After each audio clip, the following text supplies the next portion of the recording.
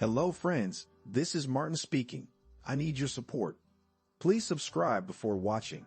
In this episode, we will discuss three very important topics. Erdogan's bold vision, Black Sea grain revival, Russia in focus. Russia's surprising move, turning to North Korea for arsenal replenishment. EU economy stumbles, Ukraine war, inflation, disasters, and more. Topic number 1. During the Group of 20 G20 summit, Turkish President Recep Tayyip Erdogan expressed his opinion that isolating Russia in global forums would not lead to a resolution of the gridlock resulting from its invasion of Ukraine. Erdogan emphasized that any initiative to isolate Russia is likely to fail. The G20 leaders, in a joint declaration, focused on the immediate and unimpeded delivery of grain, foodstuffs, and fertilizers from both Russia and Ukraine to meet the growing demand in developing countries, especially in Africa. Russia's withdrawal from the Black Sea grain deal brokered by the United Nations and Turkey last year disrupted shipments in July. This particular deal aimed to alleviate a global food crisis and stabilize inflation by enabling Ukraine to export grain and fertilizer from 3 Black Sea ports. Russia's decision to pull out was driven by its resentment over Western sanctions, which limited its agricultural exports, while Russia argued that restrictions on its agricultural banking system and its exclusion from the international SWIFT payment network hindered its participation in global trade. There were no direct sanctions placed on food and fertilizer. President Erdogan mentioned ongoing talks between Russia, Ukraine, and the United Nations to resolve the impasse, assuring that Turkey would employ firm diplomacy to address the issue. He also expressed optimism that the Black Sea arrangement could be reinstated and emphasized Turkey's commitment to taking concrete steps in the fight against poverty, particularly in African nations. Russia had previously cited the lack of adequate grain distribution to poorer countries as one of the reasons behind its withdrawal from the grain deal.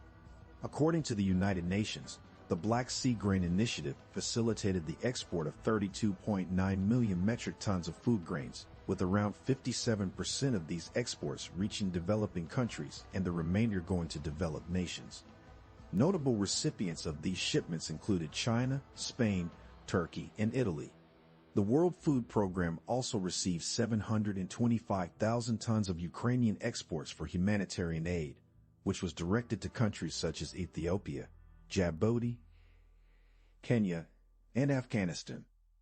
Comparing the perspectives shared by Erdogan and Russia, it is evident that both sides are seeking a resolution to the impasse caused by the withdrawal from the grain deal. Erdogan believes that isolating Russia will not lead to a solution and emphasizes the importance of diplomatic efforts. On the other hand, Russia has expressed concerns about the fair distribution of grain to poorer nations, which influenced its decision to withdraw from the deal.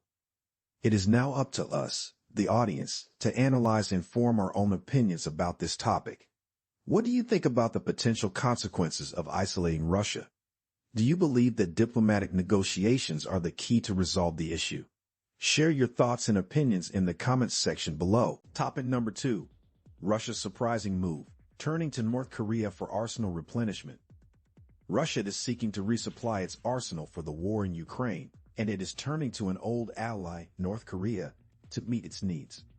With the ongoing conflict in Ukraine, Russia requires a replenishment of ammunition, and in addition to ramping up domestic arms production, it is considering North Korea as a potential source.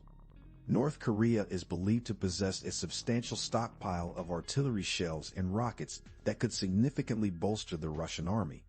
This alliance may be solidified with an upcoming visit by North Korean leader Kim Jong-un to Russia, where he may engage in discussions with President Vladimir Putin to potentially finalize a deal on munitions transfer. The current attempt to procure arms from North Korea represents a stark reversal of roles since the 1950-53 Korean War, when it was the Soviet Union providing weapons and ammunition to the Communist North. The visit of Russian Defense Minister Sergei Shoigu to North Korea, primarily for artillery shells, signals intentions for further discussions between Putin and Kim Jong-un on this matter. Although specific details regarding the possible arms deal remain undisclosed, observers speculate that Russia could be considering North Korea as a source to establish a rear base for its war efforts. The vast size of North Korea's arsenals, even if outdated, could potentially offer a lifeline to the Russian military during Europe's largest land conflict since World War II. However, it is important to note that neither Russian nor North Korean officials have confirmed any weapons or munition shipments from Pyongyang to Moscow. The acquisition of North Korean weapons by Russia has drawn attention from the United States, which views this development as an indication of Russian military vulnerabilities. The U.S. National Security Advisor, Jake Sullivan, questions the quality of North Korean weapons and emphasizes the significance of Russia seeking arms supplies from a country like North Korea. He highlights the irony of Russia turning to North Korea to enhance its defense capacity in a war that was initially expected to be resolved quickly. The United States, along with its allies, faces limited policy options to address this new challenge. As Russia deepens its ties with North Korea, concerns rise about the potential sharing of advanced nuclear, missile, and submarine technologies, which could pose significant threats to regional security. Moreover, Russia has also procured drones from its ally, Iran, which have played a substantial role in the conflict. These inexpensive and simple drones, capable of causing significant damage, have prompted Ukrainian air defenses to enhance their capabilities to counter them. In response to these developments, Ukraine's adversaries, especially Russia, have evolved their military strategy. They utilize gliding bombs, satellite-guided precision weaponry, and anti-tank missiles to target Ukrainian forces. The Russian military has adapted old Soviet-era bombs into smart weapons, significantly increasing their efficiency and range. Gliding aerial bombs and anti-tank missiles have allowed Russia to intensify its attacks on Ukrainian forces, while lowering the risk to its own warplanes. In addition to developing novel munitions, Russia has increased the production of tanks and tapped into its stockpile of Cold War-era armored vehicles. The military has also upgraded these vehicles with additional protective equipment to enhance their survivability on the battlefield. Dmitry Medvedev, the deputy head of Russia's Security Council, has affirmed Russia's commitment to producing 1,500 battle tanks by 2023.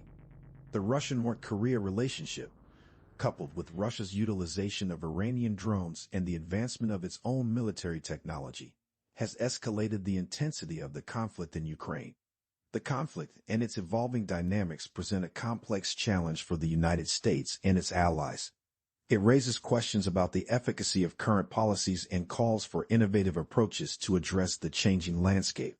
To foster discourse on this topic, we invite the audience to share their perspectives and opinions in the comments section below. What are your thoughts on Russia's engagement with North Korea and its impact on the conflict in Ukraine? Topic number 3. EU economy stumbles, Ukraine war, inflation, disasters, and more. The European Commission has recently revised its economic forecast, expressing concern about the impact of persistently high prices on the economy.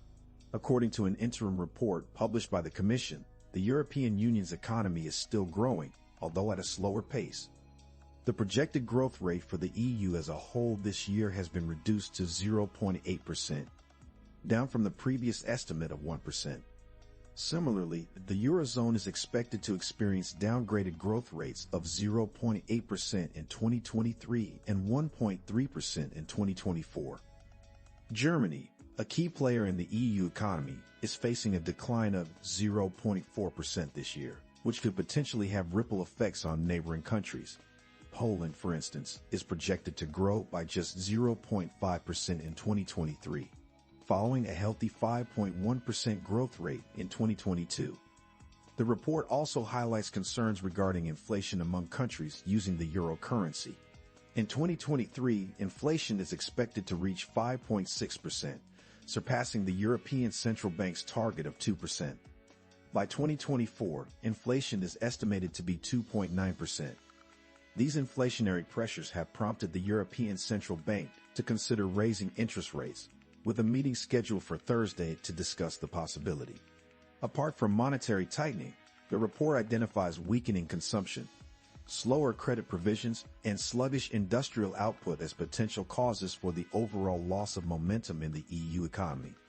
Additionally, geopolitical uncertainties resulting from Russia's war on Ukraine and the economic consequences of natural disasters, such as the widespread floods and wildfires experienced during the summer, have contributed to the current economic situation. The report emphasizes that high prices have affected various sectors of the economy beyond just energy, which was initially responsible for last year's record-breaking inflation. The European Commission acknowledges that monetary tightening measures could significantly impact economic activity, potentially bringing about a quicker decline in inflation and a restoration of real incomes. However, it also acknowledges that price pressures may persist, requiring a stronger response from monetary policy. On a positive note, the report mentions that the EU's labor market remains exceptionally strong, with a low unemployment rate of 5.9% in June and an ongoing increase in wages. We'd invite you, the audience, to share your thoughts on this topic. What do you make of the current state of the EU economy? Do you believe the factors mentioned in the report adequately explain the loss of momentum? Feel free to leave your opinions in the comments section below.